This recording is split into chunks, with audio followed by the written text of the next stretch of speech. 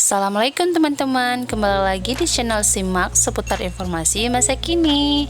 Nah, di video kali ini saya akan membagikan pembahasan tentang soal P3K kompetensi teknis IPA SMP.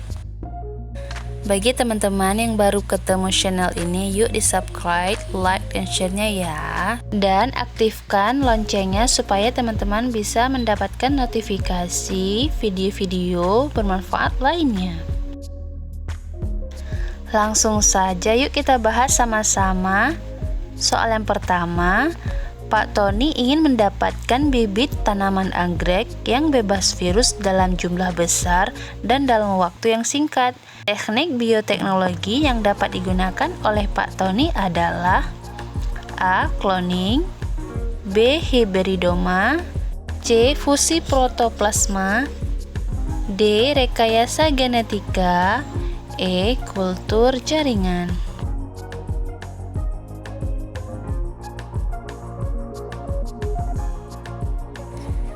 Pembahasan. Untuk mendapatkan bibit bebas virus dalam jumlah besar dan dalam waktu yang singkat dapat didapatkan dengan teknik kultur jaringan. Sementara itu, cloning atau transplantasi atau pencangkokan nukleus digunakan untuk menghasilkan individu yang secara genetik identik dengan induknya. Fusi protoplasma atau hybridoma adalah penggabungan dua sel yang berbeda. Rekayasa genetika adalah mengubah susunan gen sehingga keturunan yang dihasilkan tidak mirip dengan induknya. Jadi, jawaban yang benar menurut keterangan di atas adalah E. Kultur jaringan. Soal nomor 2. Perhatikan cara menghemat energi berikut ini.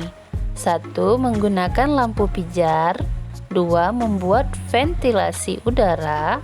3. Menggunakan air bersih seperlunya. 4. Menggunakan kompor minyak. Penghematan yang tepat dilakukan di sektor rumah tangga ditunjukkan oleh nomor A. 1 dan 2, B. 1 dan 3, C. 2 dan 3, D. 2 dan 4, E. 3 dan 4.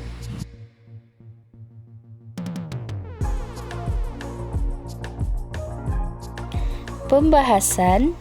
Penghematan energi dapat dilakukan dengan membiasakan perilaku untuk mengurangi penggunaan energi yang tak dapat diperbaharui meskipun dalam lingkup kecil atau rumah tangga. Aktivitas untuk memanfaatkan dan menggunakan air bersih seperlunya, berusaha untuk menjaga ketersediaan sumber air bersih. Begitu juga pembuatan ventilasi udara di rumah akan memperlancar sirkulasi udara dalam rumah sehingga ketergantungan terhadap penggunaan AC ataupun pendingin udara dapat dikurangi. Jadi kalau kita perhatikan di jawabannya, yang pertama A. 1 dan 2, 1 menggunakan lampu pijar, 2 membuat ventilasi udara. Lampu pijarnya salah. Kemudian kita perhatikan yang B, 1 dan 3 menggunakan lampu pijar, salah. 3 menggunakan air bersih. Oke, benar 1, salah 1, jadi salah. Yang C, 2 dan 3 membuat ventilasi udara. Kemudian 3 menggunakan air bersih. Oke, kita lihat lagi yang keempat, D, 2 dan 4. 2 membuat ventilasi udara, 4 menggunakan kompor minyak. Nah, salahnya di kompor minyak. Kalau E, 3 dan 4 menggunakan air bersih benar, 4-nya salah. Jadi yang benar yaitu C, 2 dan 3. 2 membuat ventilasi udara, 3 menggunakan air bersih seperlunya. Soal nomor 3. Dalam teknik kultur jaringan, bagian tumbuhan yang ditumbuhkan dalam media kultur dinamakan A. Kalus, B. Explant, C. Plantlet, D. Jaringan, E. Subkultur.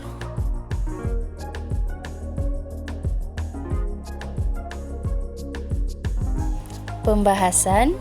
Bagian tumbuhan yang ditumbuhkan dalam media kultur dinamakan explant. Sementara itu, kalus merupakan massa sel yang belum terdiferensiasi.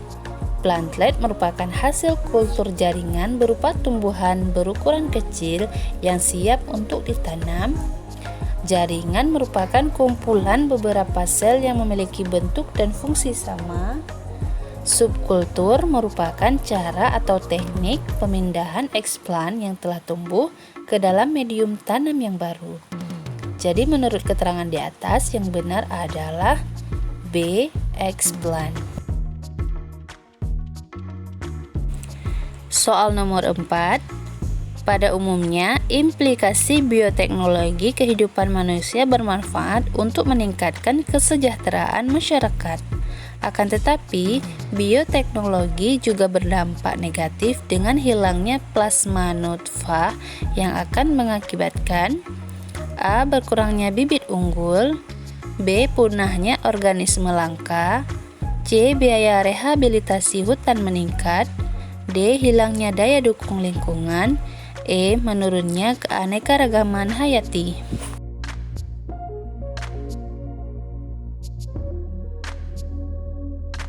Pembahasan. Dampak negatif yang mungkin timbul dari hilangnya plasma nutfah adalah berkurangnya keanekaragaman hayati.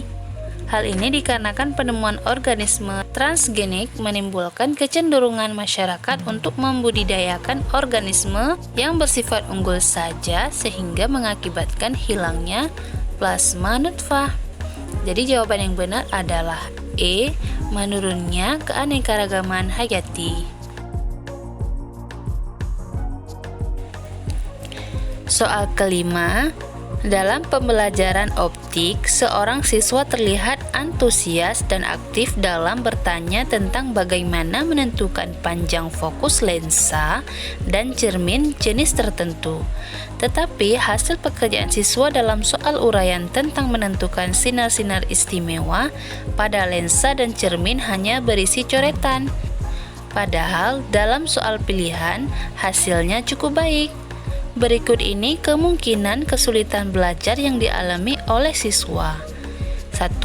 Kurang terampil dalam matematika. 2. Tidak menguasai teknik menggambar vektor. 3. Materi optik tidak menarik. 4. Kurang dapat mengidentifikasi masalah. 5. Pembelajaran oleh guru tidak menantang. Pernyataan yang secara logis mungkin mendeskripsikan kesulitan belajar siswa adalah A. 1, 2, dan 3, B. 2, 3, 4, C. 3, 4, 5, D. 1, 2, 4, E. 2, 3, 5.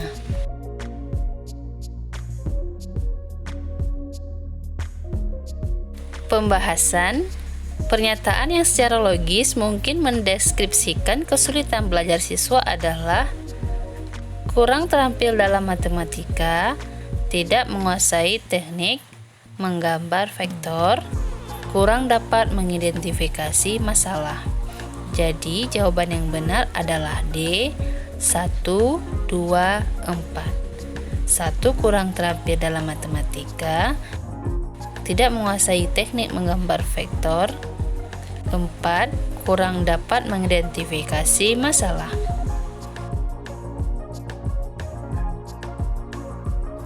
Soal nomor 6. Mekanisme seleksi alam yang mendukung teori evolusi terdapat pada peristiwa A. Ular tidak berkaki disebabkan kebiasaan ular merayap di tanah. B. Beberapa jenis bebek mempunyai kaki berselaput sehingga mudah untuk berenang. C. Burung yang hidup di pinggir kolam mempunyai kaki dan leher panjang sehingga dapat menangkap ikan. D. Perkembangan industri menyebabkan punahnya kupu-kupu berwarna cerah dan meningkatkan populasi kupu-kupu berwarna gelap. E. Jerapah semula berleher pendek karena kebiasaan menjangkau tunas-tunas daun yang tinggi menyebabkan lehernya bertambah panjang.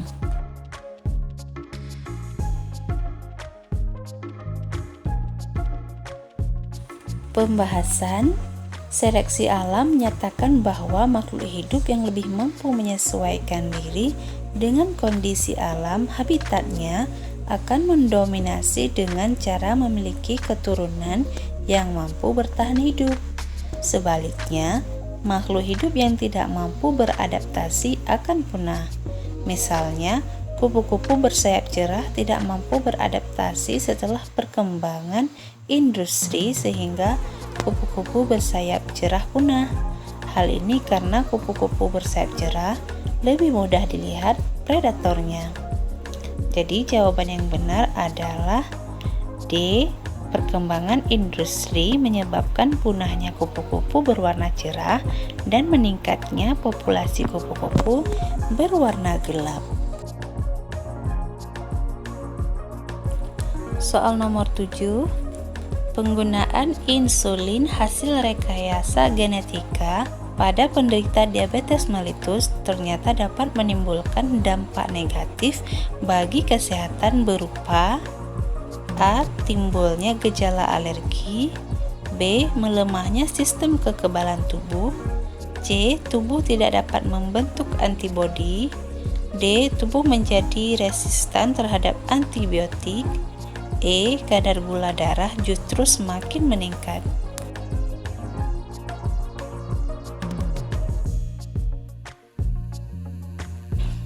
Pembahasan produk kesehatan hasil rekayasa genetika seperti insulin mempunyai keseimbangan sendiri yang tidak diduga sebelumnya.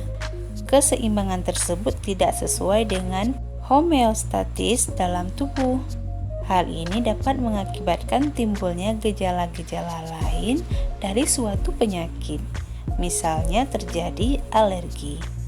Jadi jawaban yang benar adalah A. Timbulnya gejala alergi. Soal nomor 8. Uji viabilitas pada proses fusi protoplasma bertujuan A. Menguji keberhasilan elektrofusi, B. Menumbuhkan protoplasma hasil fusi, C. Mengetahui aktivitas hidup protoplasma, D. Menguji keberhasilan isolasi protoplasma, E. Menghilangkan dinding sel yang melindungi protoplasma.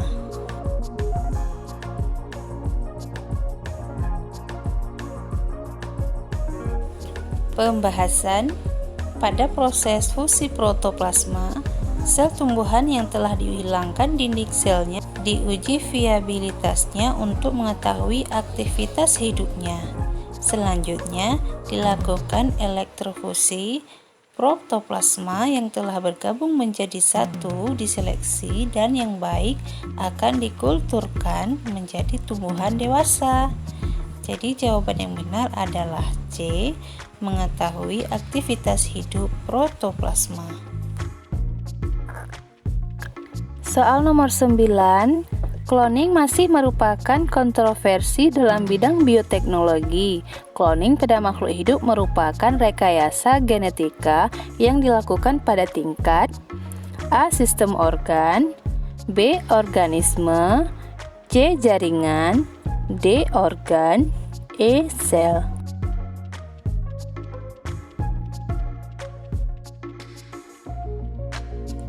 Pembahasan cloning atau transplantasi nukleus adalah proses untuk menghasilkan individu yang secara genetik identik dengan induknya. Proses cloning dilakukan pada tingkat sel. Proses cloning dilakukan dengan memasukkan inti sel donor ke sel telur yang telah dihilangkan inti selnya.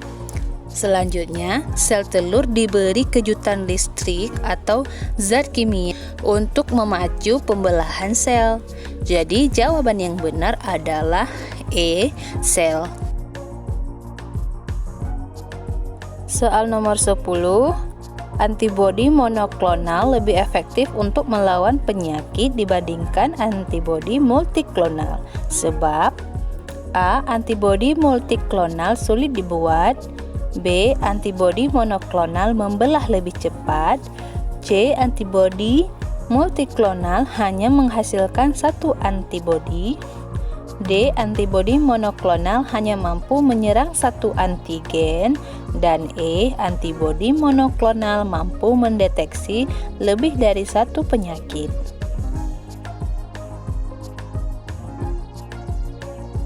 Pembahasan. Antibodi monoklonal hanya mampu menghasilkan satu jenis antibodi sehingga hanya mampu menyerang satu jenis antigen. Antibodi multiklonal mampu menghasilkan lebih dari satu jenis antibodi sehingga mampu menyerang banyak antigen. Banyaknya antibodi yang dihasilkan inilah yang mengakibatkan antibodi multiklonal tidak tepat sasaran karena tidak menyerang pada satu penyakit secara tepat. Jadi jawaban yang benar adalah D. Antibodi monoklonal hanya mampu menyerang satu antigen.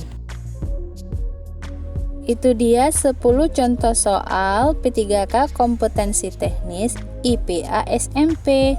Semoga bermanfaat ya teman-teman. Jangan lupa subscribe, like, dan share.